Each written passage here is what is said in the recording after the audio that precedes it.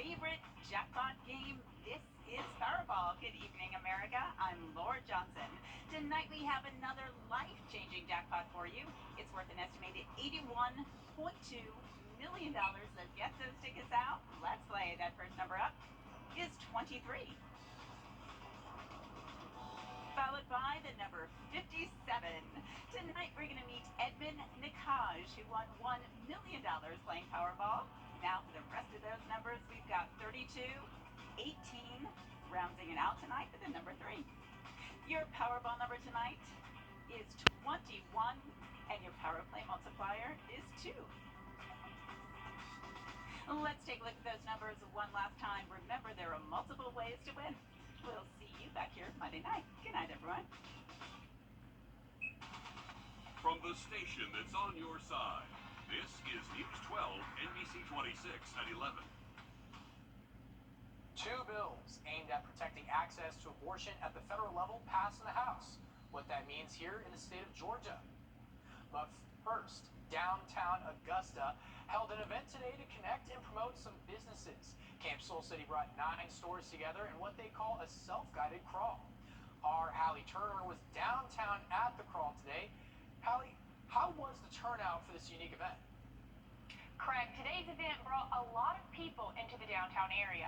The idea was started last year by downtown Soul City, but was initially slowed down by the pandemic. Merchants told me today that they were excited for the event, but nothing prepared them for today's outcome. This is our first event, and we all ran out of materials because we had no idea it was going to be this popular. Thousands of people gathered in downtown Augusta for a summer camp crawl. Camp Soul City was brought to life by the Downtown Soul City Partners as a way to engage with community members. You know, we got to be kids for a day. This free event was for people of all ages. The summer camp allowed people to receive different badges after an activity was completed. We started a Greensky record. Yeah. We've got a tie-dye shirt. Yeah. I'm excited for that one tonight. I'm going to find out what it looks like. We made friendship bracelets with each other. Yeah. That was nice. What else did we do? We made candles today. That was a lot of fun. Some places weren't expecting as big of a turnout. We ran out of shirts within about 30 minutes. Started doing our own shirts as well, and had to get more color. And then we have since then run out of color again. Store owners say July is typically a slow month due to summer vacations, college students on break, and many trying to avoid the heat. But many people were just happy to be out and about. I love getting out into the community and just seeing what's going on, what's new, what's happening. The Downtown Development Authority says they are happy to help boost community involvement. What you see today is that everyone is open for business and ready to have you. The DDA says that more events like today are to come in the future, as their goal is to have quarterly events. The next event will be Small Business Saturday, which will be happening after Thanksgiving. Alrighty, thanks for that, Hallie. After seeing some severe weather earlier this week, the forecast seems to be clearing up. We're going to toss it over to Riley Hale with our forecast. What's it looking like? Yeah, Craig, a lot nicer out there today. Saw lower humidity, high temperatures were a little bit warmer. We topped out to the low 90s, but not as stormy for us. Definitely a much drier afternoon, so it was good for any outdoor events that you did have. Low 90s at both airports today in Augusta. This morning, we actually did get down to the upper 60s at Bush Field. Likely going to be a similar feel out there early tomorrow morning. Quiet on Dopplerback's radar tonight. We should stay mostly dry, and skies generally clear out there as well. That'll help our temperatures drop off tonight. Currently in the mid to upper 70s across most of the region. We are expecting low temps down back into the upper 60s and low 70s for the first part of your Sunday. Try to get outside early into the day Sunday. Later into the afternoon, it's going to be hot, and we could see a few isolated storms. While more of those rain chances in just about 10 minutes. Well, yesterday the House passed the Access to Abortion Act. These two bills are aimed at protecting access to abortion at the federal level. First bill will preserve access, and the other will ensure access. It would ban anyone from restricting or hindering a woman's ability to cross state lines to get an abortion in a state where it's legal. In Georgia, confusion still surrounds how and when the state's heartbeat law takes effect. That's still up to Georgia's 11th Circuit Court of Appeals right now. Attorneys on both sides had 21 days to make their arguments on how the Supreme Court ruling affects Georgia's heartbeat law, which has been held up in court since 2020. It's certainly a much more conservative panel of judges than I think abortion advocates would want. And so I think it's really unlikely that you're going to see this delayed for a long time. But again, it's entirely possible, given how complex Georgia's law is in comparison to some other states, it might take additional proceedings. While abortion is currently legal up until 20 weeks here in Georgia, the new law would ban it after about 6. The search for a Byrd County man who has been missing for 6 years continued yesterday.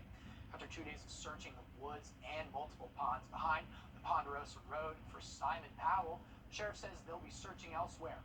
It's been difficult for divers, and since it's been 6 years, they're looking for bones or remains rather than a body. We only have a few divers that we can get in the water at the time, and it's a grid search thing, and it just takes time.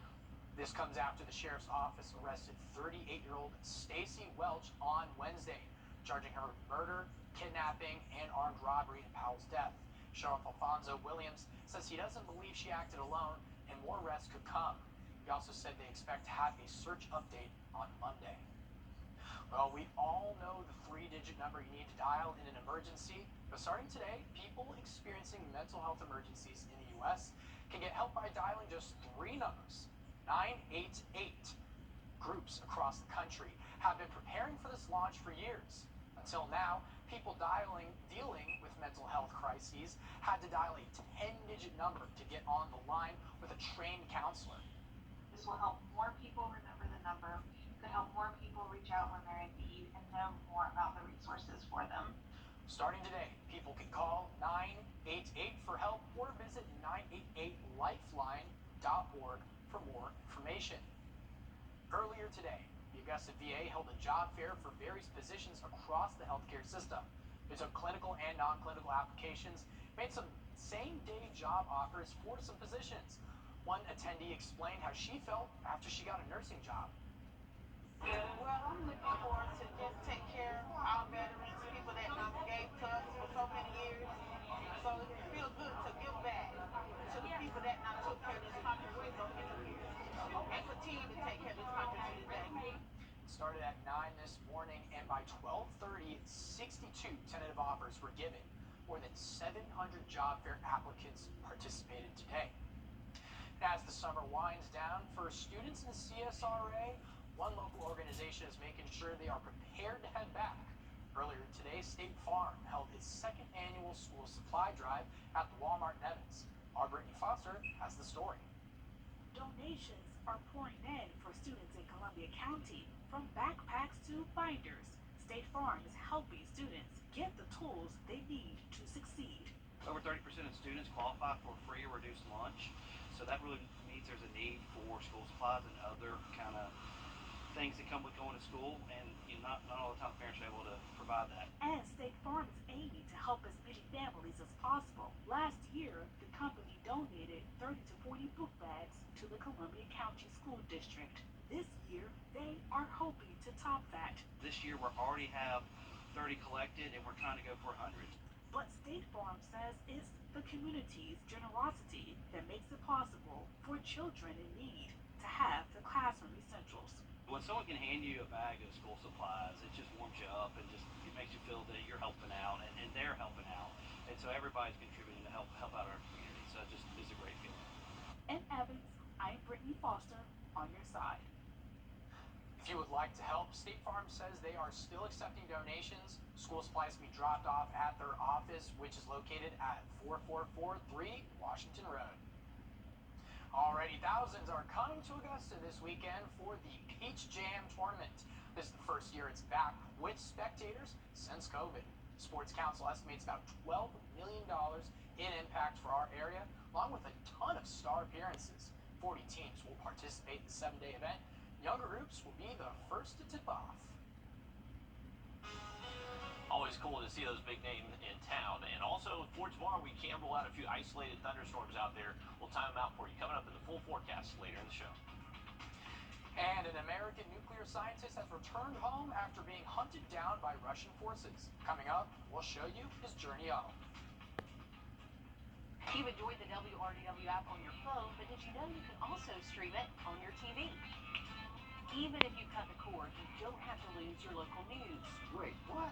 Or your first alert weather with the free WRDW streaming app. Well, that's good news. And it's easy to do. Just type in or search WRDW, and you've got your local news, first alert weather, sports, and more. The Wrdw News app on your Roku, Amazon Fire, or Apple TV store. How are we getting around there?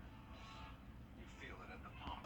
Well, the heat is going to be making a return over the next 5 days. High temperatures back seasonal into the mid to low 90s. Have a look at those storm chances for you just after the break. And you might have heard of biking to work, but in Colorado, people are getting to work in an unconventional way. Coming up, we'll show you how hundreds of people took a chill ride to their jobs. Well, that is certainly one way to save some money on gas. What do you think, Riley? Do you think we'll get some weather for that kind of travel? Hey, it's actually probably going to be a nice day tomorrow to hit the river. If you want to do kind of a lazy float down the river, go from North Augusta down to downtown. I think the river's actually at a pretty good level right now. And not too many storms in our forecast for Sunday. Maybe a few isolated pockets of rainfall, but I definitely wouldn't cancel any outdoor plans you have. And over the last 9 days, believe it or not, we've actually been on a little bit of a cool streak. It's all the way back since July 7th was the last day we were technically above average here in Augusta. So today we topped out at 91 degrees, technically below average, but a little bit closer to what we call seasonal. Definitely the 90s were back, but luckily a little bit lower humidity, and with less humidity in the air, that means we didn't see quite as many thunderstorms. And since our main front is well north of us, that means we don't really have a good forcing mechanism to produce showers or storms. So heading into tomorrow, should see another day with just kind of limited activity, nothing too widespread. Here's a look outside of our studios. You got Top Golf in the background. That still looks to be busy. Dave and Buster's, people having a good time tonight. We're at 76 degrees right now here in Augusta, so not feeling too bad. And temperatures should be dropping most likely to near 70 heading into early tomorrow morning. So not a bad start to the week or to our Sunday. Some spots could even drop into the upper 60s, so a nice feel to the air for the first part of the day tomorrow. Heading throughout the afternoon, we'll warm up most likely low 90s across the area with generally sunny skies on Sunday. Not too much rain in the forecast unless you're south and east of Augusta.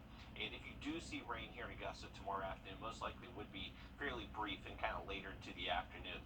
Our in-house model here is showing those cooler highs for areas like Barnwell, Bamberg, Allendale. That's because it is anticipating those storms to show up for them first and just gradually dying out as they try to push towards us here in Augusta. If you're heading out to SRP Park tomorrow, we got the Fredericksburg National still in town. Tomorrow it's dinosaur night and also bark in the park, so they're going to have some dinosaurs kind of roaming around the park. Should be fun out there for the family. 5:05 first pitch, we should be near 90 degrees. Once again, can't rule out maybe an isolated storm tomorrow, but not looking like a huge deal. They definitely should be able to get that game in heading into tomorrow.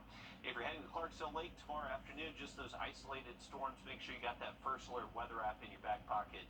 That way, if any storms do pop up, it'll send that alert to let you know that lightning is around. But just not looking like we're going to see too much activity tomorrow. First half of our Sunday should be completely dry across the area with a good bit of sunshine as well. Should be a very nice Sunday. Heading into the afternoon, there's those sea breeze storms trying to move inland. Best chance for rain for places like Barnwell, Allendale, Sylvania, Millen, Swainsboro. And then they'll be dying off as they try to work their way towards us in Augusta. But Camelot, maybe they do hold together and bring us just a quick little shower late to the day on Sunday. Monday's not going to look too much different. We'll be dry for the first half of the day. Into the afternoon, we'll see maybe an isolated shower or storm. But overall, it looks like heading into Tuesday, Wednesday, Thursday, that's going to be our better opportunity to see more scattered shower and thunderstorm activity. But for the next couple of days, just generally isolated, so Camelot maybe a quick passing shower storm, but it looks like the better chances for rain holding out until the middle of next week. And high temperature is going to be feeling warmer back into the mid-low 90s. Alrighty, thanks for that, Riley. Everyone seems to love a good heist movie, but when it actually happens to you, it can be devastating. Coming up, we'll show you how this $100 million heist affects business owners. And as we head to break, here's a live look at Santa Monica and your winning lottery numbers.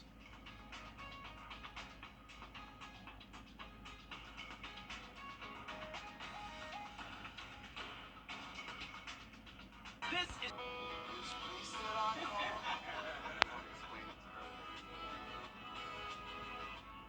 The Live by Camera Network is brought to you by Mountaineer Press Services. Well, this next story could be turned into a movie.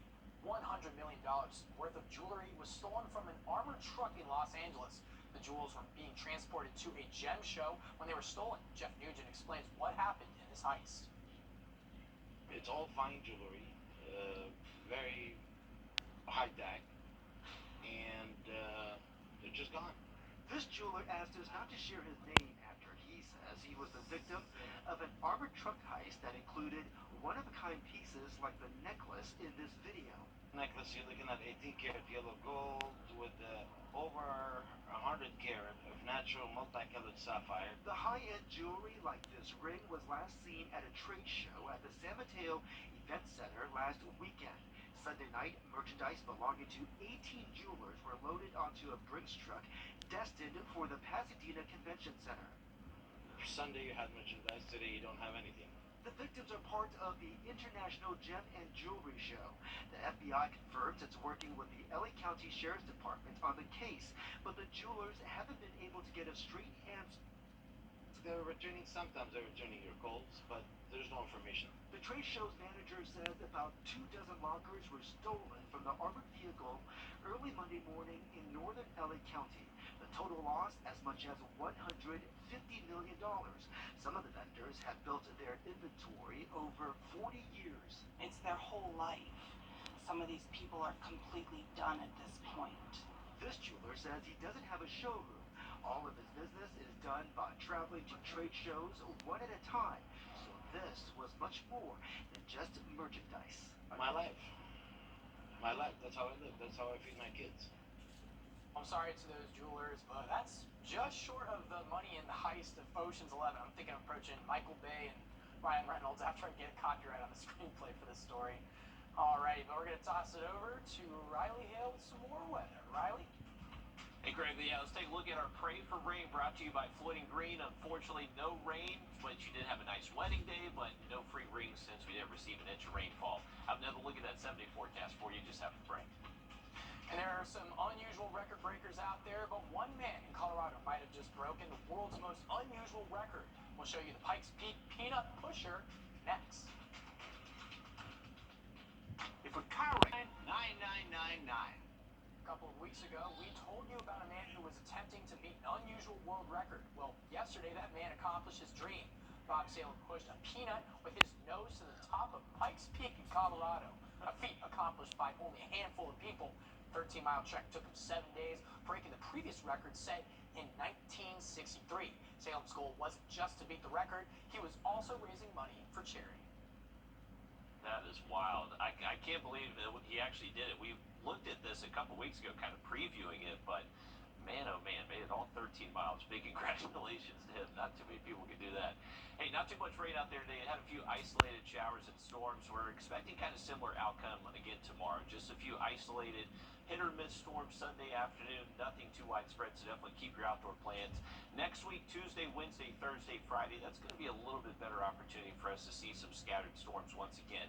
That's going to be thanks to our next approaching cold front, so a little bit better setup for us to see some of that rainy weather. And high temperatures over the next 5 to 7 days will start to feel a little bit warmer. We had a good bit of 80-degree days last week, but this week coming up definitely looks to be a little bit hotter for us. Not overly hot, most likely mid to low 90s most afternoons. Just a few hit and miss storms through Monday. Better opportunity for rain Tuesday, Wednesday, Thursday, Friday, and we'll start to get a little bit more humid as well towards the middle of the week. Craig? Alrighty, thanks for that, Riley, and be sure to join us in the morning with Maria Sellers and us again tomorrow night at 11 p.m.